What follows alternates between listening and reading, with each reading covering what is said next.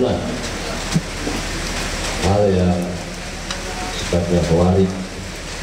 Pada kesempatan ini, pada acara ini turun hujan, dan kita tidak bisa meminta kepada Allah untuk tidak menurunkan hujan, karena hujan adalah rahmat.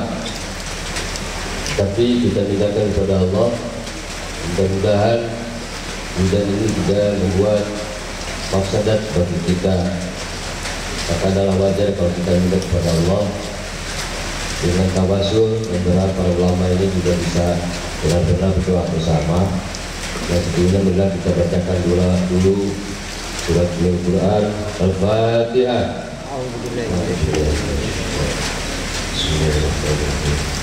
Alhamdulillahirrahmanirrahim. Alhamdulillahirrahmanirrahim. Iyyaka na'budu wa iyyaka nasta'in. Ihdinas siratal mustaqim. Ghairil maghdubi 'alaihim waladdallin.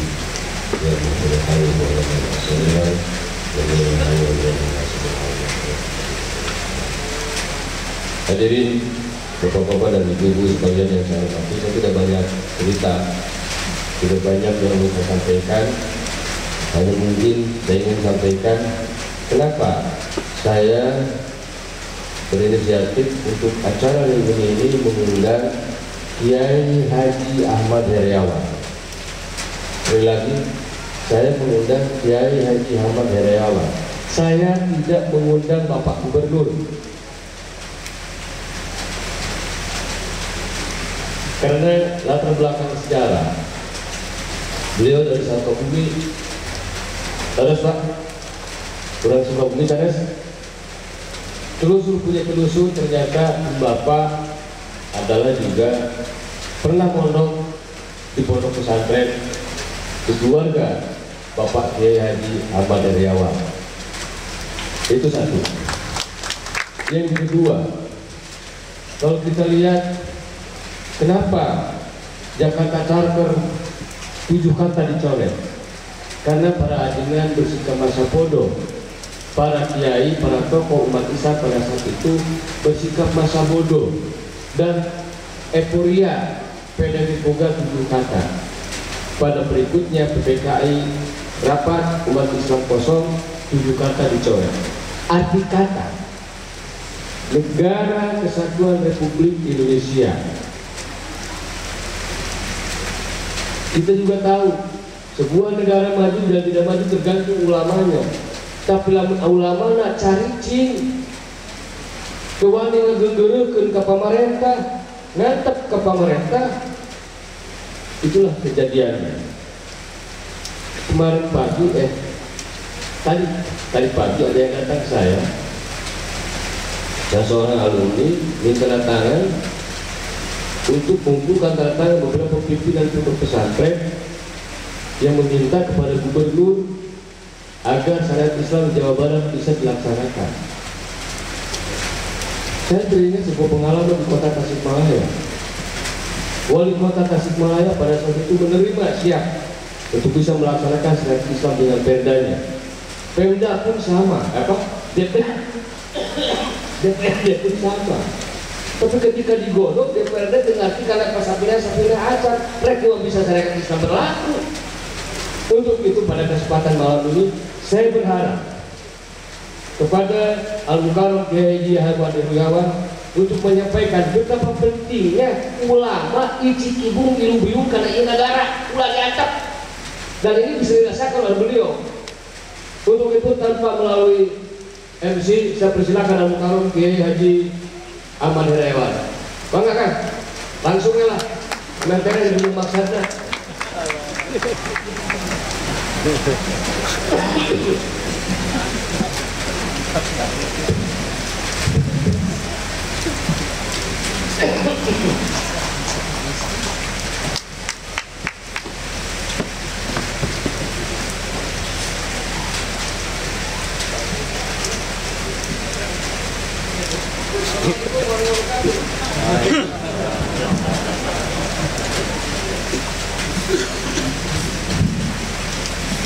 Bismillahirrahmanirrahim.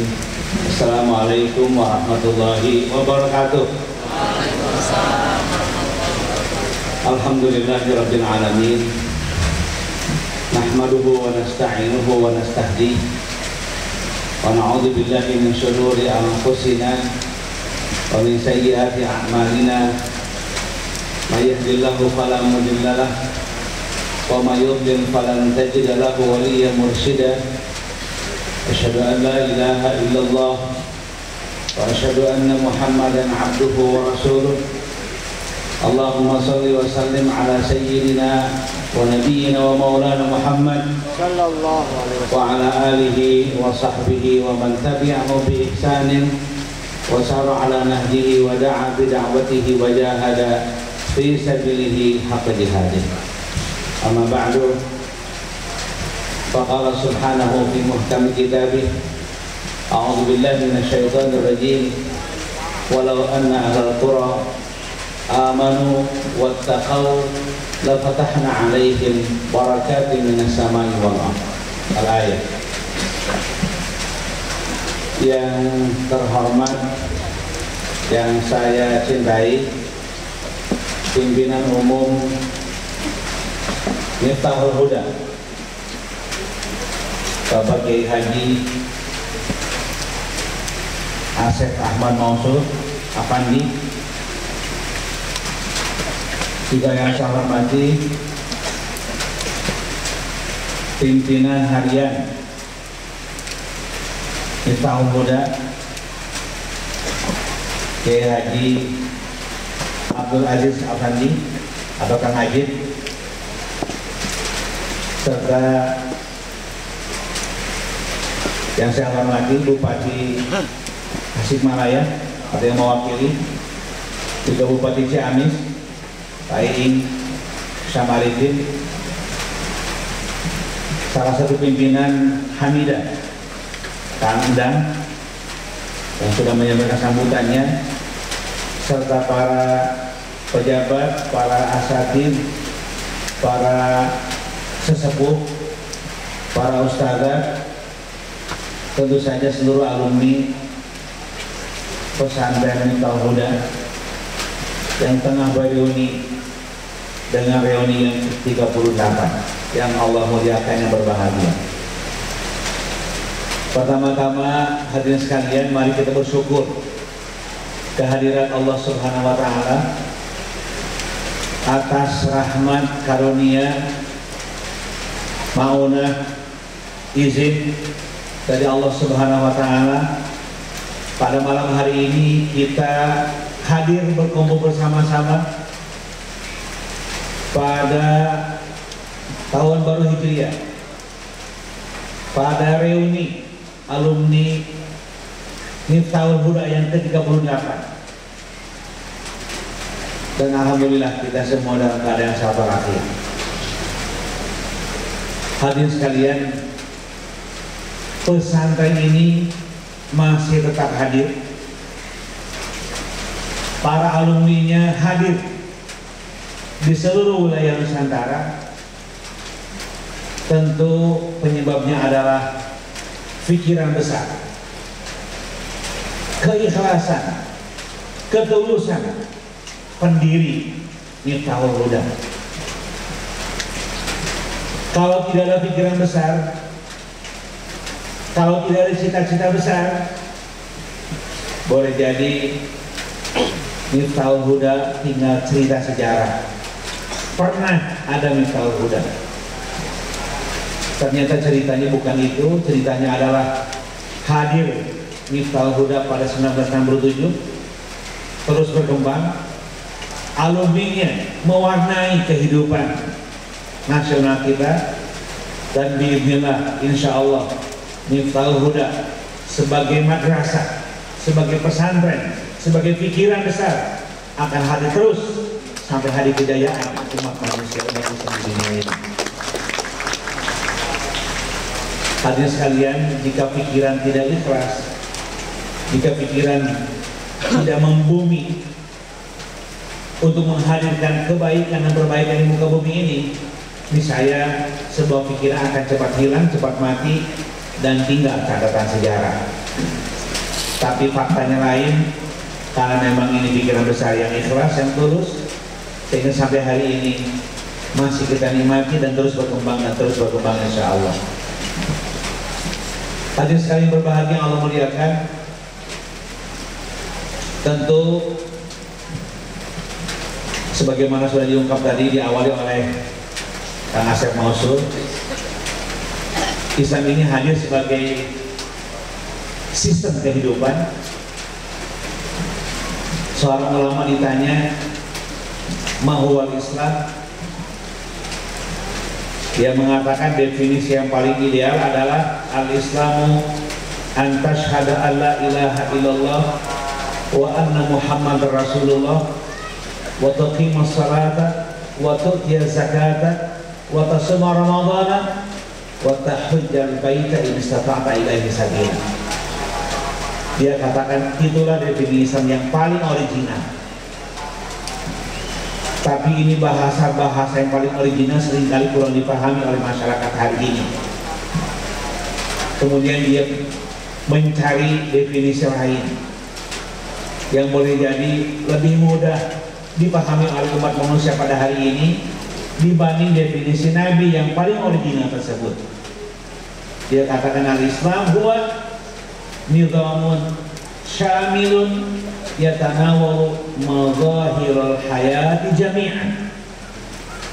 Islam adalah sistem yang utuh, yang menyeluruh, yang mencakup seluruh segi kehidupan manusia. Ternyata ketika disebut definisi yang kedua, orang Amerika unggul-unggul, orang Jepang, orang Eropa unggul-unggul. Tandanya lebih memahami daripada definisi yang awal. Padahal definisi awal adalah definisi paling original yang keluar dari mulut suci Rasulullah Sallallahu Alaihi Wasallam. Hadirin sekalian yang Allah muliakan, kalau Islam adalah sebuah sistem, maka harus hadir dalam segala sisi kehidupan manusia. Harus hadir dalam sistem akidah, hadir dalam sistem syariah, hadir dalam sistem moral, hadir di sistem pendidikan, hadir di sistem kesejahteraan, hadir di sistem perekonomian, hadir di sistem politik, dan juga hadir di sistem kenegaraan. Hadirin sekalian, oleh karena itulah saya amat yakin pikiran besar Wa Khair Afandi, tentu Kiai Haji Ajengan, tapi saking akrabnya dengan masyarakat, dengan para santri-santrinya, dipanggil Wa. Paling tidak meskipun saya tidak pernah bersantri langsung Kang Asep, tapi saya mendengar cerita banyak tentang beliau. Pikiran menyeluruh, pikiran sesuai dengan nizamun tadi, nizamun syamilun yatanawalu mazahirul hayati jami'an. Saya yakin pikirannya seperti itu.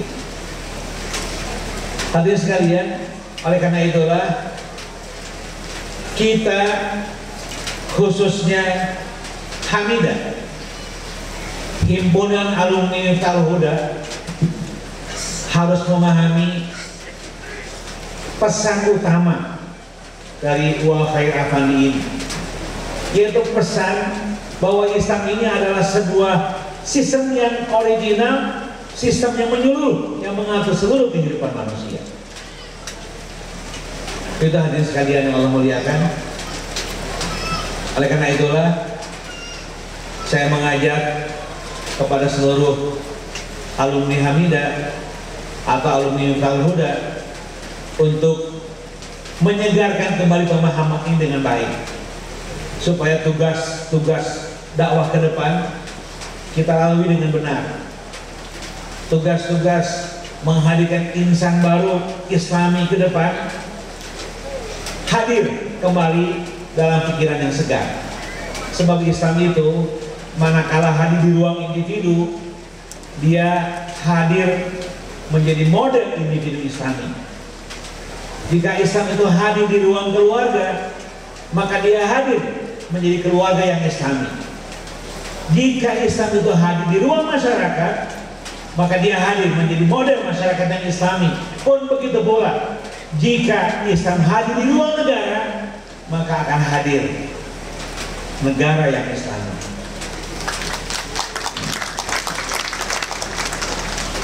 Hadirin sekalian, salah besar kalau orang berpikir bahwa tidak ada kaitan antara negara dan agama. Salah besar kalau orang berpikir bahwa tidak ada kaitan antara kemakmuran, antara keamanan, antara kehebatan sebuah bangsa dengan ketakwaan. Salah besar. Pernahkah ada di bumi ini sebuah kemakmuran yang hakiki, sebuah ketentraman yang hakiki tanpa agama dan tanpa ketakwaan? Jawabannya tidak pernah.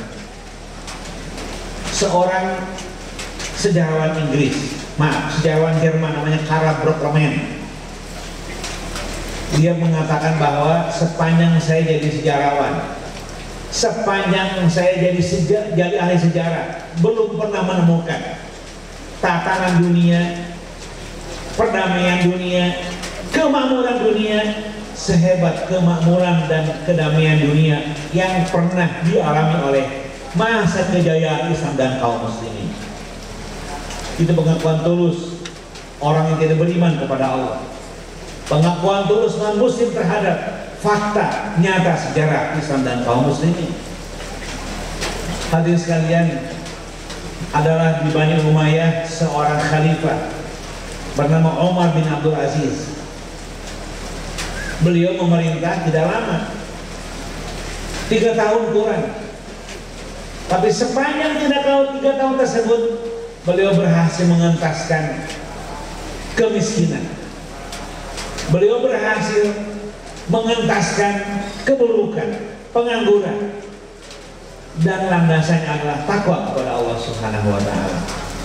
Di masa itulah sejarah mencatat dengan tinta emas, tidak ada seorang mukmin pun, tidak ada seorang mukminah pun yang berhak menerima zakat. Seluruhnya muzaki, bukan mustahik zakat.